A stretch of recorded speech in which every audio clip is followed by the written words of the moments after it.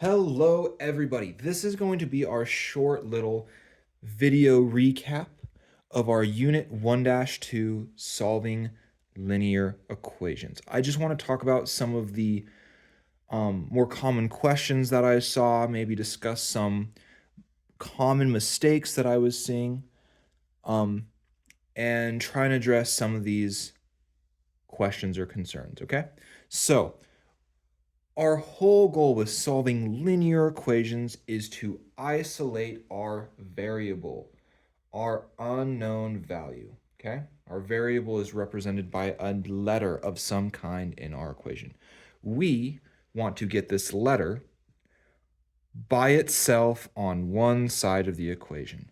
In order to do that, we have to use addition and subtraction to get rid of all of our constants and combine our like terms.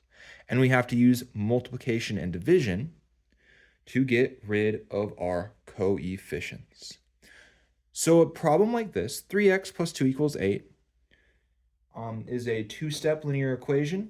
The process to solve it is pretty straightforward. Let's solve this one super quick, and then we'll move on to some other examples and some other strategies we can use, okay?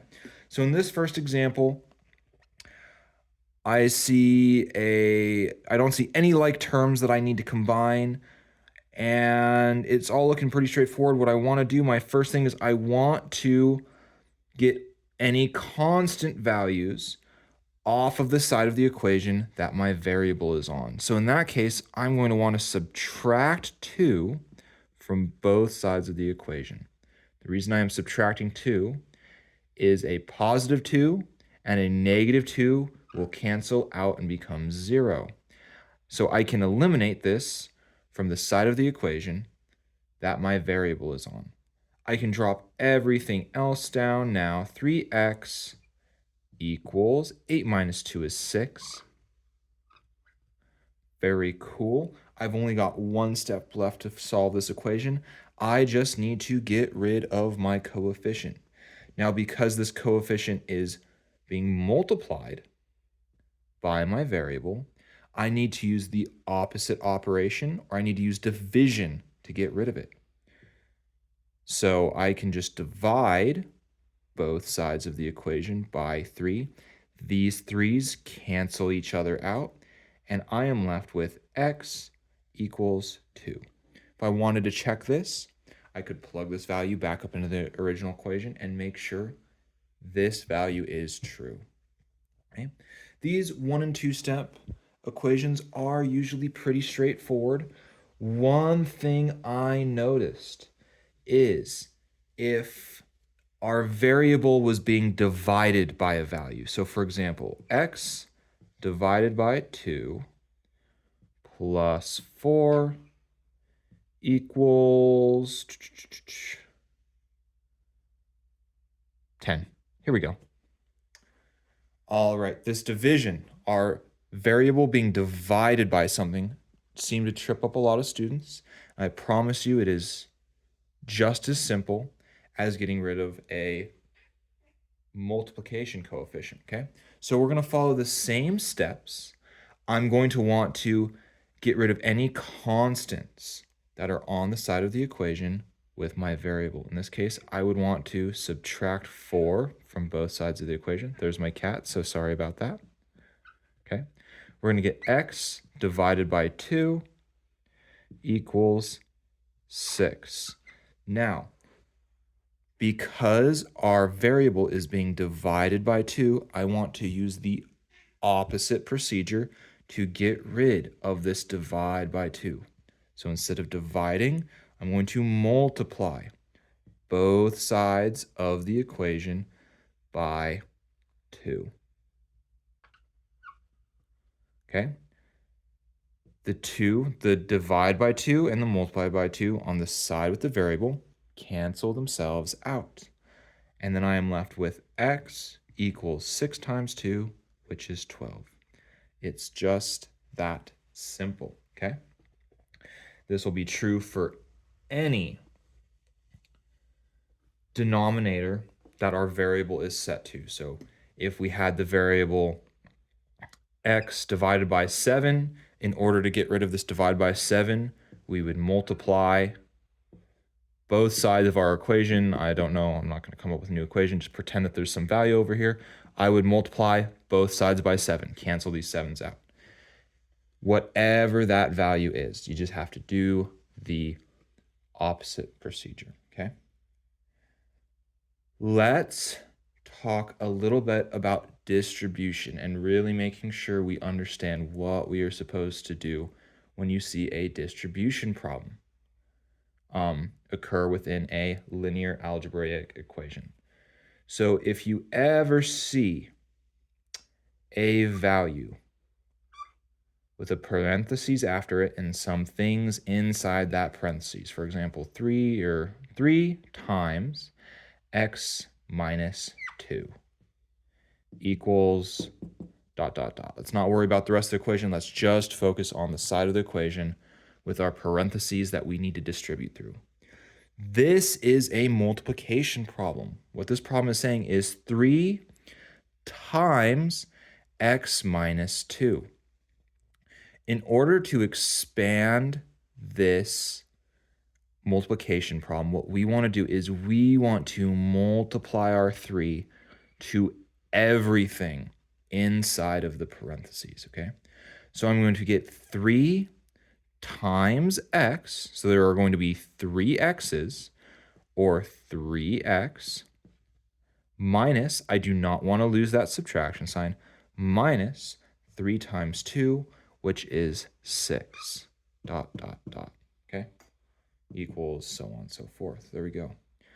Whenever you see these parentheses, that is telling us to multiply, okay? One thing that pops up pretty frequently on questions is something along the lines of a x minus parentheses -3 equals ... Now, this right here, we might say, oh, well, I don't see a value in front of the parentheses. There's no value there. What do?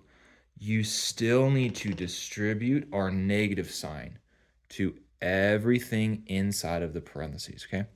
If it helps you to think about it as there's an imaginary 1 here, and we're multiplying everything inside of the parentheses by -1, if that helps, that works. So what the answer to this would be, x -1 times -3, if we recall, a negative times a negative is equal to a positive, so it's going to be +3 equals ... There we go. These distribution rules apply whether there is one thing inside the parentheses or if there were 20 things. If I had -3 parentheses x plus 2 minus 3x plus 4, I would need to distribute this -3 to every single thing inside of the parentheses, okay? That's really what I want you to focus on whenever you see a distribution problem, okay? Let's practice with one slightly longer distribution equation. We've got 4 parentheses 1 plus 2a equals -2 times 1 minus a. All right, I have to distribute on both sides of this linear algebra equation. So I'm going to start by multiplying. Let's just work on the left side of the equation. 4 times 1 is 4. 4 times 2a is equal to a positive 8a. 4 times 2 is 8, and I don't want to lose my variable. Okay. On to the other side of the equation. -2 times 1 is equal to -2. And then -2 times -a, a negative times a negative is positive. So that will become positive 2a. Now I want to get my variable onto one side of the equation. I'm going to do that by subtracting 2a from both sides of the equation.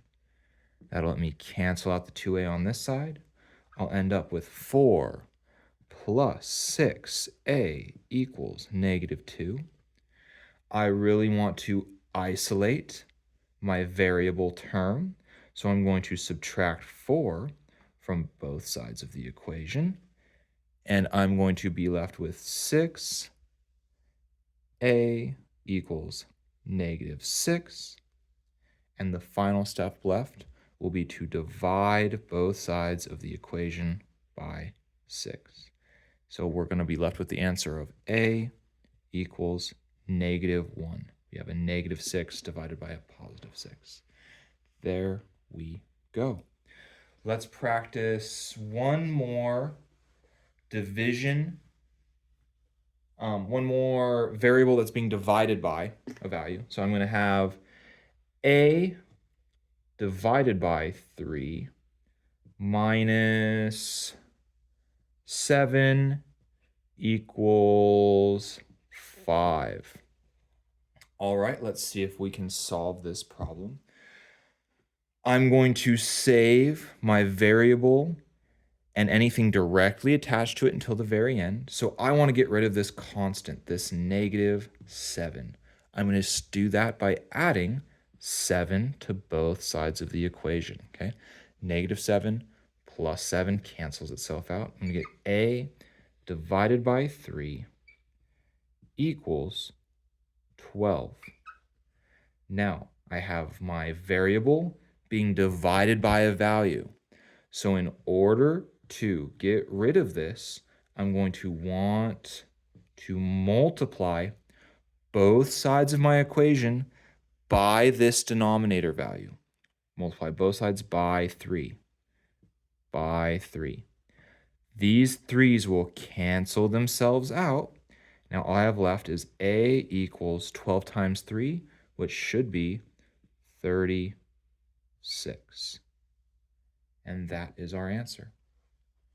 Hopefully this explanation helps a little bit. I don't want to go too long with this video because I'm sure none of you will watch all of it.